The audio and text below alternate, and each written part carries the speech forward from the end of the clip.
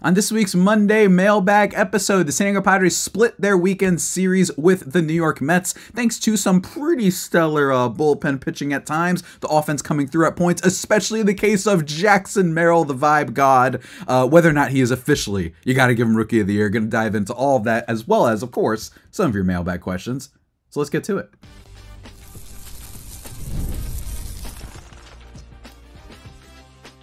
You are Locked On Padres, your daily San Diego Padres podcast. Part of the Locked On Podcast Network, your team every day.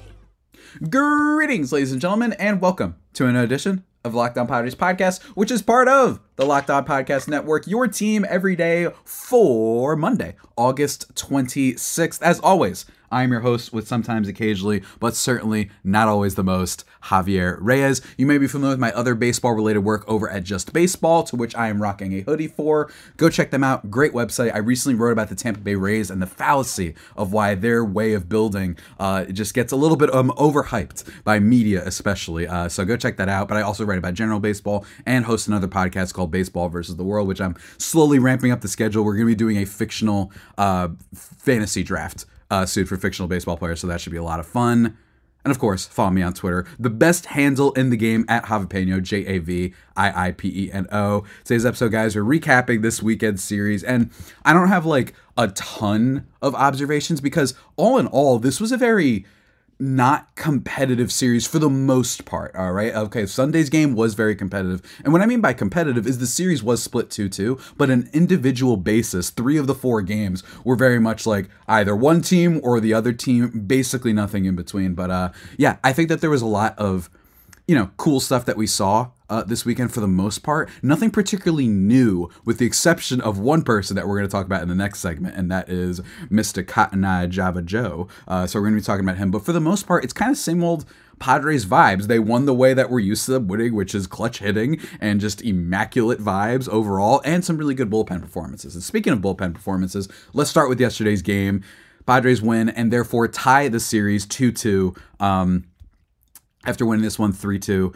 First of all, Martin Perez. I talked about after his last start that I still thought that his little insanity run might not totally come to an end, because I thought that in Minnesota, in that game, he basically just made one meatball mistake to Ryan Jeffers. And other than that, he looked okay. In this game, 3 2/3, 1 earned run on 4 hits, 3 walks, which is unfortunate, and 1 strikeout. Did not look all that great. Let's just be honest. He didn't look very good in this one, but it's okay.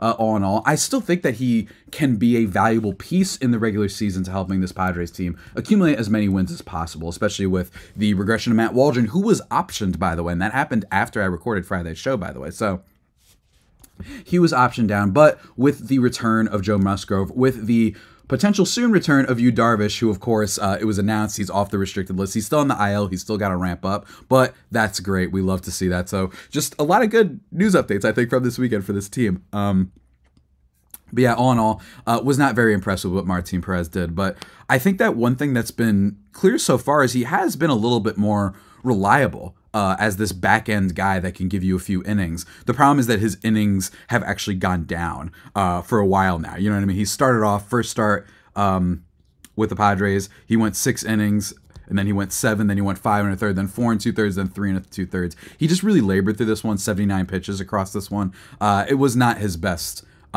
appearance. Yes, it is a very capable and very good Mets lineup, as we saw through a lot of this weekend. But all in all, I was just like, okay, he did the job. He went in. If the Padres are put in a position where they have to do a bullpen game, Perez is the type of guy that you want to do that with, where it's like, okay, let's say Cease and King and Musgrove and potentially Darvish, to see if they all had a great start, and you're like, we can afford to do a bullpen game today. I feel pretty good about Perez down this stretch, accumulating wins. Again, I don't think he's going to be a major factor come playoff time, assuming the Padres make the playoffs, but just for accumulating those wins, it's players like this that can help you out just a teensy little bit, especially since it basically didn't cost anything to acquire him. So going to be curious to see how his next start goes. But I am also really fascinated by the fact that they sent down Matt Waldron and Martin Perez and is just hanging out here. So while I really love Waldron, I think that he was such a delight for most of this year. He has really hit a wall lately, so I understand it. But even still, I'm a little bit surprised. I guess that they're basically weighing that Waldron's upside, which he showed, throughout months, like in June especially, that they're like, you know what? that's all and good. But Waldron, when he's bad, is doing what he did in those past few starts. So I got someone, just a friend of mine, none of you guys in a mailbag, just like asked me like, why did they send down Waldron and keep Perez? And I think that's what it is. That Waldron has just looked like his downside is 8 runs. Perez's downside might be what we saw here, where it's like 3 innings, but he's not going to get you absolutely just bombarded, and that they can rely on their bullpen throughout, as they did in this game with Brian Hoeing coming in. He's been amazing as a Padre. 1 1/3 in this one. He does allow 2 hits, but no runs and 4 strikeouts. Jeremiah Estrada comes in and looked about as sharp as he has in a little bit, by the way, because he's been very like. He's a solid reliever with good stuff and could potentially get better down the way. But he's just solid. He's not all that much of a superstar the way that he looked when he first started off. But 1 inning, 2 strikeouts, no walks, no hits. That was great. Jason Adam does give up an earned run in this one, unfortunately, to dat boy Mark Vientos, a home run, who's been one of the Mets' best players, right? Like, this guy's been an absolute beast. We talked about this with Ryan Finkelstein on Friday's episode, just how stacked, I think, the Mets lineup has been of late, and especially with the addition of Vientos, who's just a power superstar, right? But other than that, JD Martinez also hit a home run that was off of Perez in the 4th inning.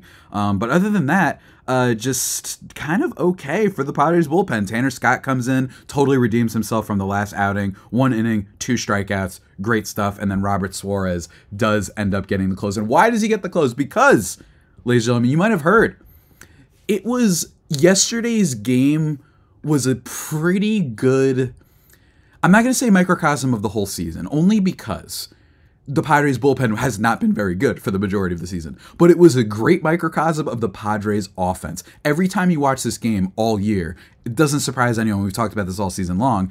You never feel like they're out of it. And especially against a Mets team that only had a 2-0 lead, and also their bullpen isn't all that sharp. Yes, Edwin Diaz is great, but it's only theoretical. This year he has had a little bit of a fallback, a fall from grace from what he was before. He'd been good lately, don't get me wrong. But all in all, he hasn't been as sharp as I think he was a couple years ago, especially after that injury in the World Baseball Classic. So I'm not freaking out about it, but it was still really cool. Jurickson Profar is the hero off of Jose Buto, hitting a 2-run shot, allowing Mason McCoy to also score, by the way. Shout out Mason McCoy, new player. Drew a walk. He started off okay. Kind of intrigued. Never heard of this guy in my life. Might have to ask my guy Aram Layton for a future episode, Prospect Guru. Might have to ask him about him. But Jurickson Profar, again, has just been otherworldly. The OPS leaders in high leverage situations this year, he's like up there by like 300 points, has a lead. He's just been, I don't know. And that's why I think that this game was such a microcosm of the Padres offense. And it's because of 3 people, I think, this year. I think it's 3, maybe 4 if you count Higgy, but Solano, Jurickson Profar, and then Jackson Merrill getting offense from places that were not a guarantee, or even places where you were like, all right, if they don't contribute, I get it. We're not supposed to expect all that much out of them. Necessarily Merrill being a rookie, Profar being like the worst qualified player in baseball last year. And what do? Profar tying the game in the bottom of the 8th inning. I was actually watching the SNY broadcast, which might shock you guys, but only because I was using Amazon for something else, or vice versa. Sorry. Someone else was using Amazon, so I couldn't access my MLB stream that way. So we just used the SNY broadcast. I am on the East Coast, and they were just stone cold quiet. You know what I mean? Like that, you get that a lot. And a lot of teams have felt that this year, dealing with these 2 jokers. And Jackson Merrill walking it off of Diaz after Jay Cronenworth gets struck out did not matter. He hits it down the right field line. Very similar to the Mason Miller walk-off from a few months ago. That's kind of the situation here. Merrill has been an absolute stud to a degree that I don't think anyone can ever project for. Yes, he has some flaws in his game. Yes, I'd love if he drew some more walks. That way he can be a little bit more of a menace on the base paths, right? Would I like that? Sure. But his ability to tap into more power as the season has gone on has been the stuff of legend. And again, I cannot emphasize enough, guys. WRC Plus with runners in high leverage situations this year, Jurickson Profar is first with a 360. And the second closest is 321. Just It doesn't make any sense. Jackson Merrill, for what it's worth, is 17th. He's been climbing up there, especially over these last few weeks. And we're going to talk a little bit more about that and the rest of the weekend series, which frankly was not nearly as interesting as yesterday's game, but we're still going to do it because this is Locked On Padres, baby. But first, I need to take a minute to talk to you about one of our sponsors, and that is the good and fine, and I'm sure very handsome and lovely folks over at Supply House. Here's the thing, folks. When you need to get supplies for all the skilled trades, this is the place to go. Thousands of parts from hundreds of brands in just a couple clicks at supplyhouse.com. Supplyhouse.com gives you 24/7 access to a huge selection of plumbing, HVAC, and electrical supplies with fast delivery anywhere in the US of A, coast to coast, whatever you want. Need help with an order too? Don't worry. They have industry-leading service and advice folks to help you, give you the support team that you need in order to get whatever kind of parts you want, which is helpful, especially for dumb people like me. Real person every time, by the way.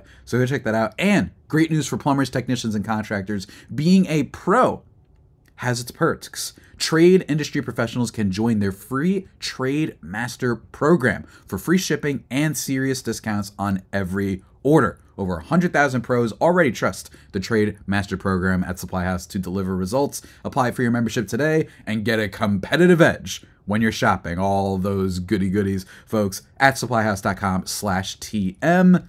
Real people, real service with Supply House. Go check it out.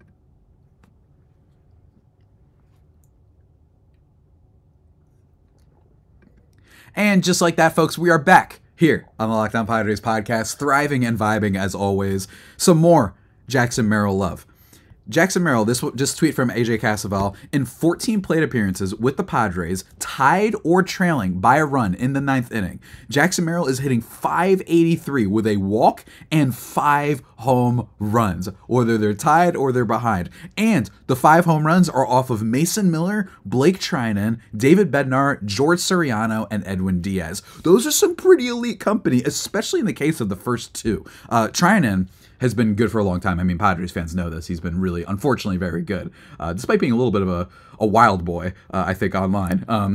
He's been very good. And Mason Miller, as you know, I mean, Jackson Merrill hit the walk-off home run off of Mason Miller, and then I swear he headed to the IL like 3 days after that. Like, it was like he broke him. Completely broke him.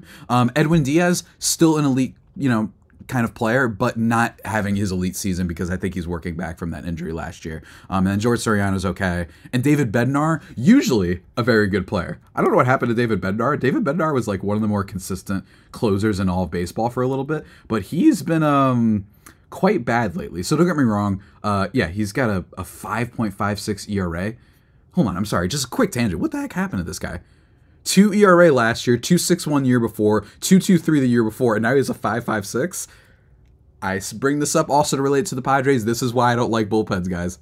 And no, there was nothing at least in FIP, field independent pitching, xFIP, that suggested that Bednar was due for a regression. He also struck out a lot of batters. I don't know what happened. Strikeout rate went down, walk rate went down. I'm just throwing it out there just a tiny bit when you guys get on me for not being a big believer in bullpen. He's a good example of why I'm not crazy about bullpen, because that guy was elite. So Jackson Merrill, again, just .583 in the 9th with the 5 home runs is genuinely absurd, but that's not all. From @JustBaseballMedia, in the 9th inning in general this year, he is 11 for 32, which is good for a 12.02 OPS. He has 5 home runs, and he has 2 of those being walk-off home runs. He's been amazing. And by the way, over these last, it feels like 3 weeks, it feels like this has been the Merrill Madness month. Like, it really has been. Over those last few weeks, he's also had just some triples that came up big. That's not counting some of the other high leverage situations he's been in. He's been going up those leaderboards. Maybe he'll be right there next to Profar by the end of the year, but it doesn't count the game-saving catch that he made a few weeks ago. Remember that thing? That could have gotten out of control. They were only up by 1 run. Robert Suarez already gave up 1 run, so that was a great play. He's been doing everything on a level, whether it just be getting base hits, whether it be whatever the Padres need, he just seems to step up. And yes, it makes you wonder, is he Rookie of the Year? We're going to talk about that a little bit later in the question segment. But first, let's keep recapping the other 2 games that happened. Saturday's game did not go the Padres' way. I actually didn't get to watch this one in full. I only got to watch the highlight, kind of game recap because I was at my friend's engagement party. So forgive me, folks. That's what I was doing. I might have mentioned this on the episode last week, too, that I wouldn't be able to see this one live. But this one, not much to discuss. Oh, and by the way, forgot to mention the only bad thing about the Padres this weekend that was disastrous is the fact that they couldn't hit Jose Quintana. That's worth bringing up. 6 1/3 for him. That they did not score their runs yesterday off of him, and he is a lefty. That has been an issue for the Padres. And the reason why, it's not like they bring in David Price in his prime. I don't know why that's the first one I thought of. It's not like there have been amazing starters. They've made pretty mediocre lefties look pretty good all year long. So that is something I'm looking out for, especially come playoffs. They got to be careful for that. And it's pretty frustrating considering that outside Jake Cronenworth and Luis Ariz, most of the line, and Jackson Merrill because he's a young, it's whatever. You're forgiven, sir.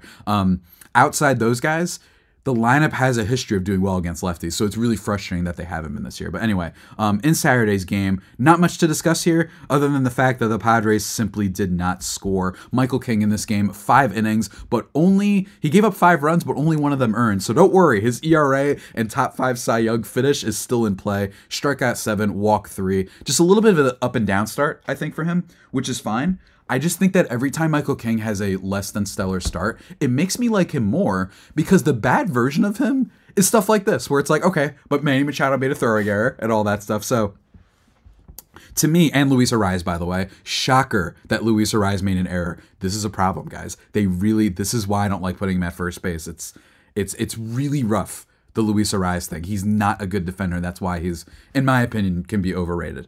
If he could play defense, that'd be great. But anyway, in this game, overall, the Padres just could not hit against David Peterson, who's been pretty good for the Mets lately. But even still, it's still unfortunate that they were not able to bounce back. And why is it that they could hit David Peterson? He's a lefty. He goes 7 1/3 in this one, walking 2, striking out only 2. It's not like his stuff was unhittable. Padres just can't seem to hit lefties this year. So that is a troubling development. And then, Yuki Matsui gives up a run, of course. And then Logan Gillespie gives up a run as well, over 2 innings. But whatever, it's fine. I imagine he might get sent down at some point to make room for Darvish, something like that. Francisco Lindor, 2 home runs, including a grand slam in this one. Again, because of the errors, it didn't count towards King's ERA. So if you're someone, for whatever reason, you're hoping for him to get the Cy Young, don't worry. Or not the Cy Young, the top finish in Cy Young voting. It looks like it's Skenes and Wheeler. I believe right now at the top of the odds, someone on the Phillies. So whatever, it happens. Hey, if King were to just go crazy for the end of the season, it's not impossible that he wins the Cy Young. It's not impossible, very unlikely, but not impossible. Just keep that in mind, folks. For a selfish award thing, just keep it in mind. Anyway, 2 home runs for Francisco Lindor. You guys all know how I feel about Lindor. He's amazing. A solo shot and the grand slam. Basically, that summarizes everything from Saturday's game. And Lindor is a beast, and he might win the MVP. And then Friday's game, the Padres completely dominated. This is what I was talking about when I said that this was a very uncompetitive series, because the Thursday game, yes, you did have another Jackson Merrill home run, which was lovely, but for the most part, it was late in the game. They had already gotten bombarded by that point with Logan Gillespie getting absolutely shafted in that one, and the Padres just could not hit Luis Severino. But in Friday's game, very much bounce back for the Padres. Mr. Joe Musgrove, 7 innings, no walks, no runs, only 1 hit, 9 strikeouts. This was the game that I told y'all on Friday I was most looking forward to, and he came through. Now, here's the thing. I know that there's a greater than 0%, not significant. Hold on. That was a double negative. Give me a second. A significant amount of Mets fans that genuinely hate this guy. My friend that I know that's a Mets fan, he hates him, but in a stop doing well against us way. Mets fans, and this also is perpetrated, this is why media can be frustrating, by the whole cheating thing. And I just want to address that really quickly. First of all, I love that he went back and just is dominating against them, right? Absolutely awesome. Not only is that huge for the Padres, velocity, all that sort of stuff, he looked so good. He had a perfect game. Going through, what was it, 5 innings or 4 1/3? I forgot exactly. And the fact that the perfect game got broken up and he's still, and I put stock into that sometimes because everybody wants to throw a perfect game. That'd be awesome. But for him to do that and just get hit or whatever, allow that 1 hit and still stay in the zone, just impressive stuff from our guy, Joe Musgrove, Cotton Eye Joe, Java Joe, whichever one you want to call him. Just amazing stuff against the Mets, and Paul Blackburn gets absolutely destroyed in this one. 5 earned runs on 10 hits. He did not last very long, and we talked about him on Friday, being a guy who'd really been developing, but Musgrove looked really good. The velocity was up, especially on his sweeper, by 1.3 miles per hour. Love to see that. Not a ton of whiffs, but he's never been necessarily a ton of whiffs, guys. He's just a guy who toys with you, and I loved seeing the way he was performing. And the SNY broadcast, like last year, when they, Buck Showalter was clearly doing some gamesmanship and just trying to throw the Padres off their game because they were about to lose, and it was going to be a huge disaster for a team that had such an amazing season, won 100 games, blew it a little bit at the end and lost the division, but he was just trying whatever. Manny's laughing at it because he's like, okay, I know Buck. I used to be a player for him, and I know what he's trying to pull right now.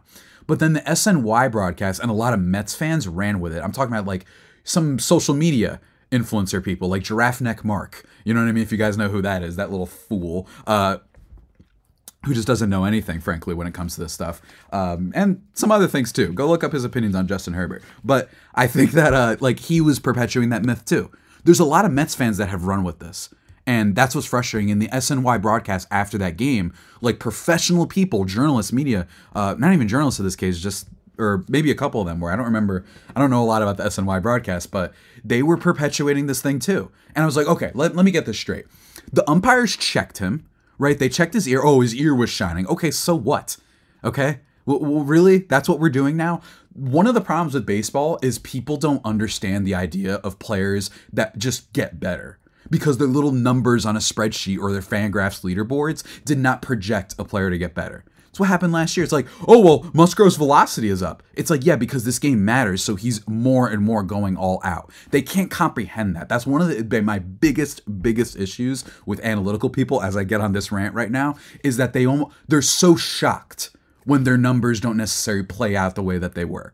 And I'm like, well, yeah, welcome to real life.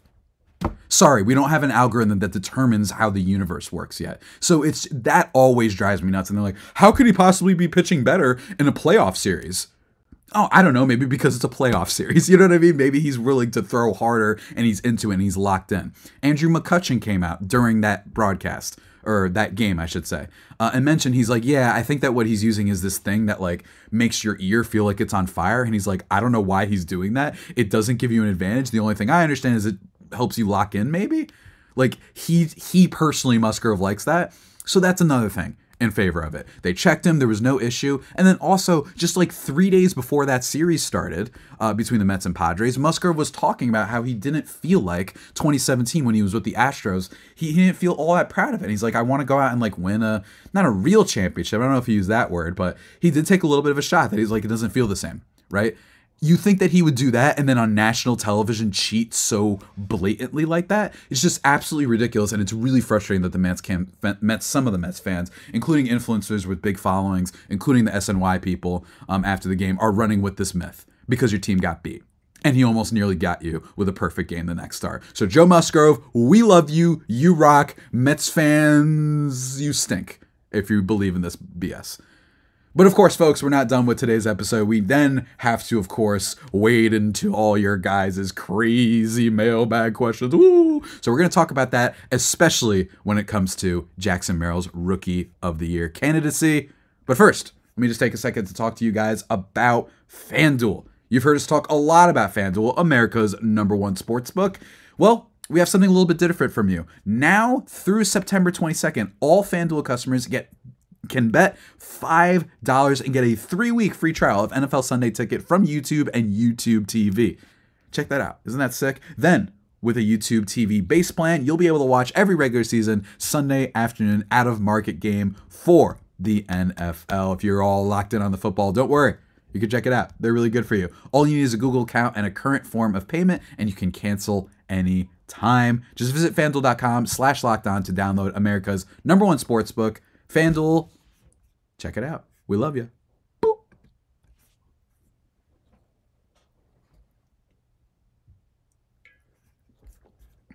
And just like that, everybody, we are back thriving and vibing as always into the mailbag segment of this podcast. Let us begin, because you guys sent me your comments, you sent me your questions, and of course, you know me, they must be answered. No request goes unanswered in the kingdom of Mr. Reyes, let me tell you, folks. But anyway, in all seriousness, Guys, thank you for sending in your questions as always. Remember, you can hit me up at Javipeno, Javiipeno. Usually every Sunday night or so, I also put out like one final request on the Locked On Padres account. You can reply to that tweet, DM, whatever. Just reach out to me and say mailbag. Basically, that's the number one requirement. That's what I would say. But let us begin with some of the DMs that I got. First and foremost, one of my longtime listeners, Mr. Rama Murdy, says, question for Monday's show. If the Padres re-sign Jackson Merrill for next season, what is a reasonable contract? I'm thinking $30 million for 3 years? Question mark, he says. Also, is Mike Shildt the NL Manager of the Year, or is there someone else who is more deserving? First of all, I haven't even thought about, I give you credit, sir, I haven't even thought about the Mike Shildt thing. Like, seriously, I haven't even thought about that. If I feel like the manager is the one thing in baseball that is very heavily predicated on like a narrative thing, I think it's probably the Brewers guy. Personally, I don't feel great about that, but who is the Brewers manager anyway? Let me look that up. Brewers manager. Let me see. Pat Murphy. I could see it. I could see it being Mike Shildt because, you know, them losing Juan Soto, them going out and having to trade him away and put this thing together and bouncing back on the level of not just winning more games, but basically completely undoing what you did last year, which is being horrific in the clutch, like historically bad. We talked about that in the offseason, one of the lowest clutch ratings of any team since I was born, and they're the only team not to make the playoffs. Like, it's just unbelievably bad. The reversal of fortune in that specific area, that could speak towards it. It could speak towards, hey, Shildt, look at him. People might bring up, hey, remember when he went on that run with the Cardinals? Maybe this is just what he does. Teams love going on winning streaks. I could see that a little bit, but there's just as much, unfortunately, in favor of the Brewers, who traded away their best player this offseason, didn't really sign anybody, and that's it. They basically had the same roster with the exception of, you know, they brought in like Rhys Hoskins. But when you look at their overall roster, they don't have nearly the same superstar talent in theory that someone like the Padres, a team like the Padres does, right? So that is a really important aspect of this. So to me, I think it's between those two. I haven't checked the odds or anything on FanDuel or anything like that, but I could see that. I really could. Now, don't get me wrong. The Brewers have a solid roster.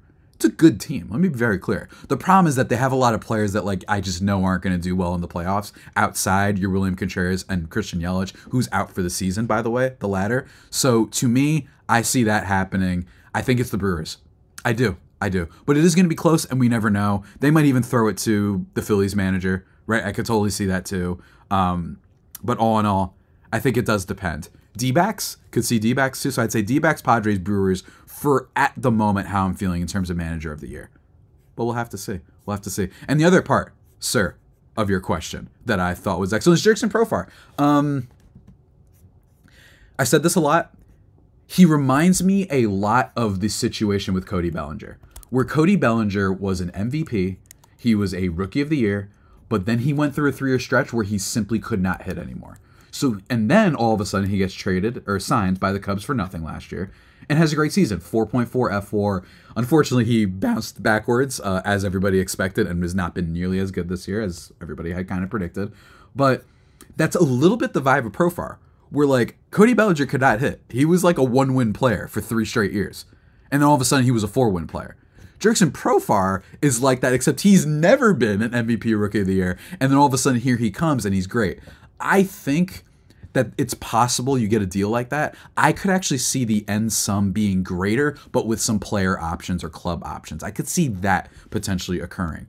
All I know is I think he clearly wants to stay with the Padres. They love him and he loves them, right? This is a real thing. We keep seeing that he does better with them. So I don't know.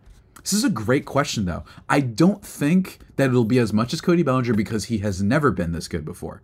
But I think a 3 years 30, 3 years 45 maybe, 3 years 45, maybe one of those years being an option, I could see something along that angle. But all I know is I'd really love to keep it because, first of all, there's more than just luck here. This is not just he's having a Cody Bellinger season. Just to give you an idea, last year he had a weighted on base of 370 and an expected weighted on base of just 327. That was one of the greatest discrepancies of any player in all of Major League Baseball. So far this year for Jackson Merrill, that has not been the case. Again, I could give you the breakdown of why. he hasn't been nearly as bad in that regard, but 375 weighted on base, 367 expected weighted on base. It does not seem as luck-based as Cody Bellinger last year, and more importantly, we've seen like a lot of different changes he's made. So in my opinion, yes, the high leverage thing has been unbelievable. I don't know if that's going to replicate, but I do think he has figured out something with hitting, so I could see that happening. And the last part of your question, also, is there anybody better at walk-off calls than Don Orsillo? Me personally, no. I don't see it right now. We've had some good ones. I think Joe Buck has been great at this before. And we'll see you tomorrow night. Like, coming up with different sort of ways and ideas. I think Joe Buck is still one of the best in the business at all that. But in terms of right now, you know, I grew up with a little bit of Michael Kay. He's not the same anymore with the walk-offs. I think back in the day he was pretty good, but he does bring the energy. You know, Kevin Brown. There's a lot of different broadcasters out there, but I don't think so, man. You know why? Because Orsillo really sounds like he's losing it. That's why I think that he's a little bit better. Controlled chaos, Mr. Don Orsillo. So great question, sir. Next, coming up from another longtime listener, Kaz. He says, hopefully I'm not late with the question, but just wondering if you could sign 2 of the new guys we got, either bullpen or pitching or batting, who would you sign for a long-term deal and why them? Also, Jackson Rookie of the Year, had to sneak that in there. Stay faithful, love the pod, and go Padres. If I had to, I would, of course, keep the pitchers. I'd rather keep a Dylan Cease or a Michael King. That's just what I'd rather do. I do not like signing relievers long term. I'm sorry. And by the way, we already have one that's signed to a decent contract. First of all, they have Wandy Peralta. He was being designated for... I like that the Fighters are like, let's just ignore that we did that real quick. You know what I mean? Like, let's just get all these bullpen guys and let's just hope nobody remembers that we gave Wandy Peralta that weird contract. I'd rather keep one of Dylan Cease and Michael King, and then probably Jackson Merrill, right? Like, that's who I'd rather keep. I just don't like extending relievers. I'm sorry. I think you can find them in certain areas. You still have Suarez. You have Estrada. You have your Jacobs, right? They have some in-house additions that can make this team even better. So for me, it's none of the bullpen arms, as much as I think they're solid. And by the way, some of them they will be keeping. Brian Hoeing is under contract for next year. Jason Adams is under contract. So yeah, my thing is, yeah, I'm totally down with letting a Tanner Scott leave. Totally down with that. Totally cool. We will be okay. But that's just me. And then, of course, Merrill Rookie of the Year. Yeah, I mean, what can I say at this point? You guys know how I feel about this. Then, from @ThisIsFramos on Twitter, got 2 for you, Javi. Between Profar, Merrill, and soon-to-return Fernando, the Pods have got to have the swaggiest outfield in baseball, right? And then number 2 is can't be on the roster next season at this point. The Hive has lost all of its momentum. The latter question, I will say, might depend a little bit on if any prospect moves happen. I don't think Salas is even remotely close to ready, so I still think you might see Luis Campusano, especially because Higashioka, I believe, I'm going to check this again, is a free agent after this year. So unfortunately, because of just factor of control, Campusano is probably on the roster next year. At least that's what I see, because unless there's a great catcher that they sign in free agency or even just a backup one, he's probably going to play in some regard. And maybe they're going to hope that they can, Higgy's a free agent after this year. So that's what I see happening.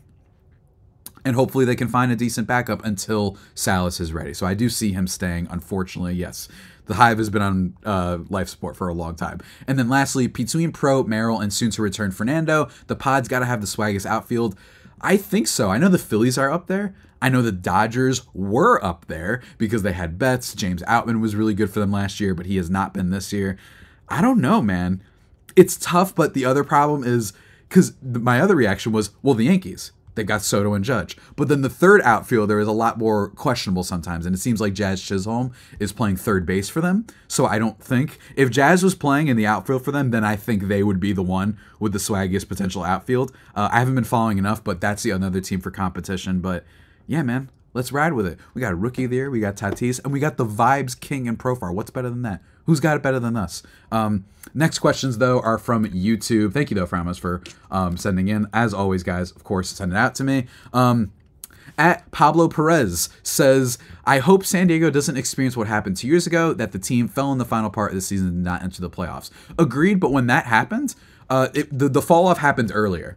You know what I mean? It did happen earlier, and they've still been winning series, and there's been no sign that they're going to fall apart, at least so far. I think it would take a lot for them to follow the playoffs. And this weekend, you saw, they still managed to keep in the front seat, right? They still are 74 wins. They're 4 ahead of the Braves, who are the third wild card, and then 5 or I'm sorry, 6 ahead of the Mets, who are on the outside looking in. So again, it would require a lot. You would need sweeps. As long as the Padres keep playing consistently, it does not have that same vibe as last year, or 2 years ago, I should say.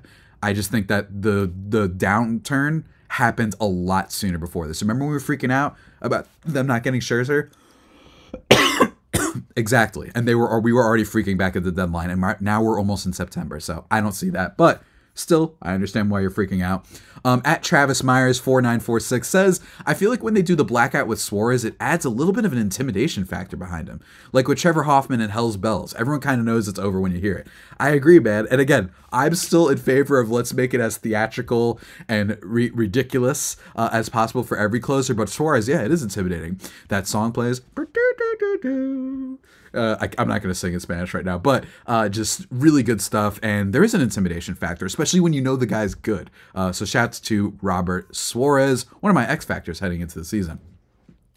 And then lastly, at LFGSD Padres says, hopefully you have got off the Skenes bandwagon and are finally accepting that Merrill is Rookie of the Year. As a Padres podcast, you would think you would be on Team Merrill. Screw objectivity. I need more Merrill madness. He just walked it off again against the Mets, and Profar got a 2-run homer to tie the game.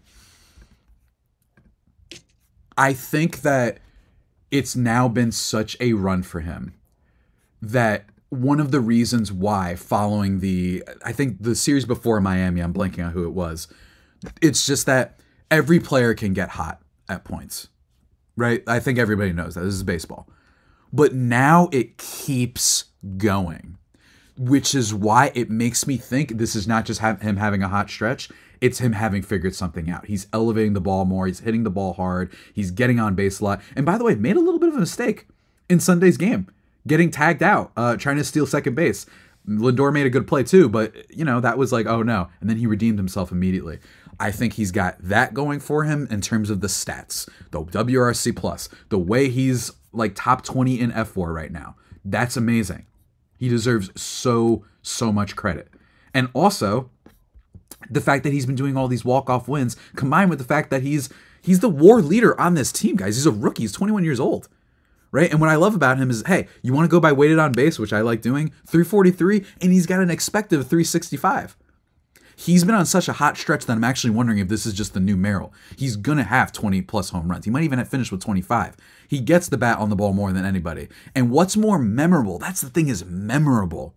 All these walk-offs, all of these ninth inning heroics, that's got to contribute to something. I like it when we're doing awards and the story and the vibe is at least a little bit a part of it. And for me, Skenes is still in the race. Like, let me be very clear. We still have a month left. This is a really, really shockingly close Rookie of the Year race. But Paul Skenes is still amazing, guys. He's still amazing, and the stuff that he's doing is a little bit more rare for a rookie than what Jackson Merrill is doing. However, it's because of those walk-offs, and it's because narratively, I think it means a lot that they needed him to come in and play center field, which was not his position, and he came in and played it great. That has to matter.